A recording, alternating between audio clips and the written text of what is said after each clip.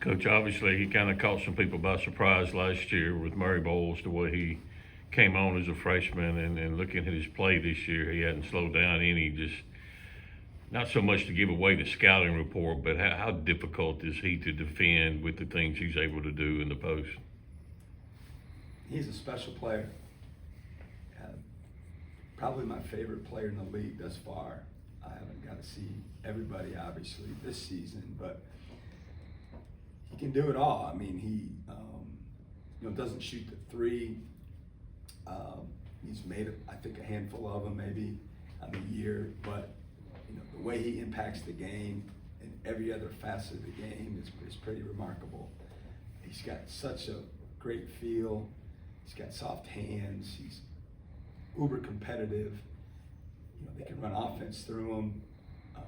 He's obviously unbelievable on the glass, and he's just got a great combination of size and skill and feel and IQ and competitive spirit. And he just, he's got to be their leader, I'd imagine, when things are hard for them. Everybody in the gym knows where it's going. And even we do, and the opponent, the guys that have already played him do, but unfortunately, it's not that much you can do about it because he's a good passer as well. So they've got a lot of good players, but it definitely starts with him. Go to Jacob to coach's right, and then we'll go to the middle and Sam.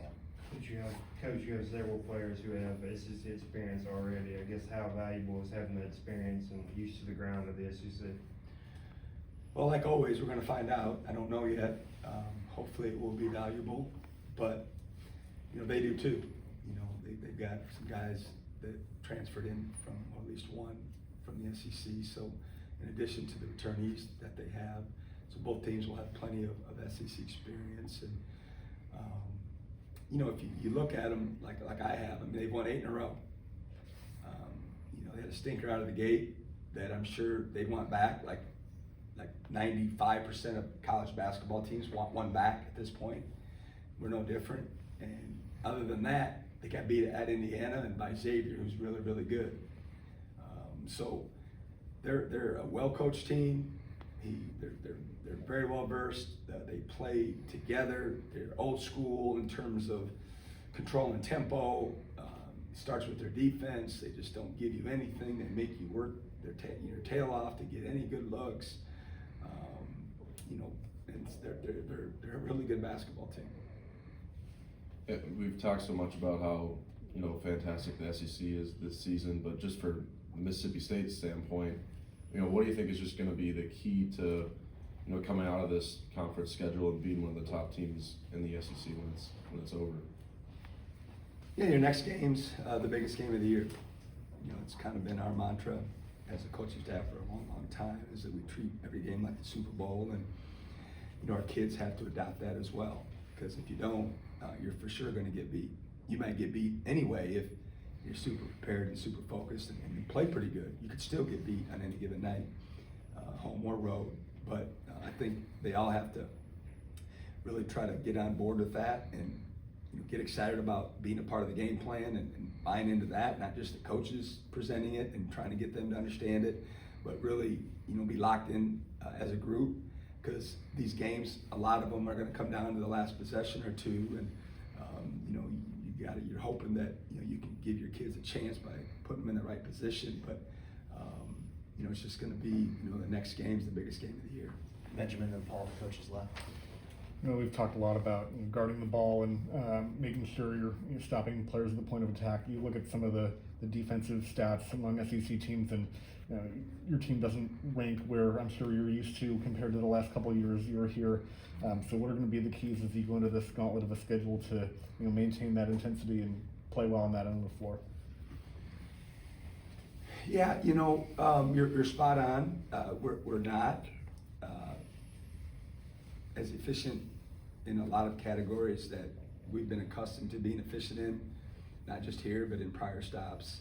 And like I said, I knew we wouldn't be as good defensively. Like I said that to anyone that would listen to me. I don't think people believe me, but I could see it in the summer and the fall that it wasn't in the cards. And if a fan's out there saying, "Darn coach, like get him to play defense," right? Well, we're not built quite the same. But offensively, the trade-off is we're much better. You know, if you look at our offensive numbers, they're way more efficient. So, you know, number one was me being okay, you know, with the trade-off, which I don't know if I'm okay with it, but it's just reality at this point. So, in order to win games, though, we're going to have to get better as the SEC unfolds. I'm not counting on it, but at the same time, you know, in our biggest games, we've had our best performances on that end of the court. I hate, you know, being a team that rises and falls to, you know, to old school level of your competition. But if that is the case, then that will bode well for us, because there's all going to be rising to the level with the gauntlets that are ahead of us. But there's no question about it. If we want to be successful over the long haul, you know, we got to have to tighten up our defense for sure. Paul for 2, and then we'll go to Sam. You singled out Claudell last game and talked about him fitting the role and doing a lot of little things and meeting your expectations. Just the way he is as a team player, is that something you saw? Is that something that jumped off the page when you were recruiting him in the transfer portal? Not really. Saw him more of a scorer.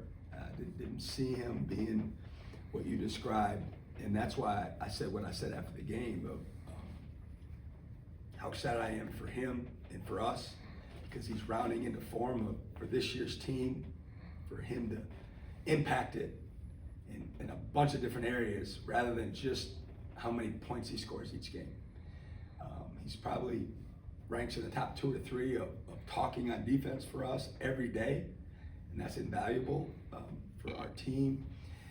And the growth of the other night of not taking a field goal attempt in the first half, and then having patience but still impacting the game on the defensive end, or just the hockey assist, and then waiting and then being rewarded, you know, getting more open looks in the second half. And sometimes when people use the term role player, like, I feel like there's almost a negative connotation with it. Like, you know, he's not a great player, he's a role player. I mean, that's not true at all. I mean, coaches know that. Sometimes others around the industry don't understand that, but you know, everyone has a role. I mean, if your role is to be the leading scorer, I mean, you're the leading scorer. It doesn't mean you're the best player. It means you're the leading scorer for that particular team. But I think all of us at times, you know, say, oh, you got to play a role for this team.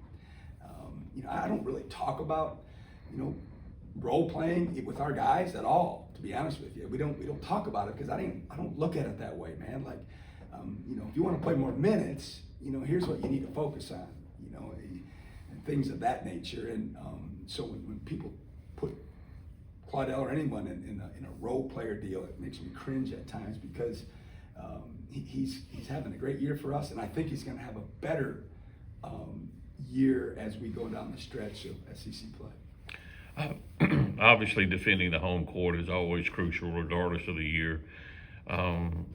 Being the SEC what it is this year, does that take on even a higher level this year of having to defend the home court, knowing how tough the road will be? I'm just worried about Saturday, man. I'm all in on South Carolina. Certainly, I know the first 5 or 6 games, who we play, where, but don't give that much thought. Certainly, protecting your home court will be talked about by every team in America that's starting league play, opening at home. Will be no different probably, but it's a marathon, man. I mean, this league's going to be a gauntlet. Everybody's talking about it, but I think we're all in on South Carolina.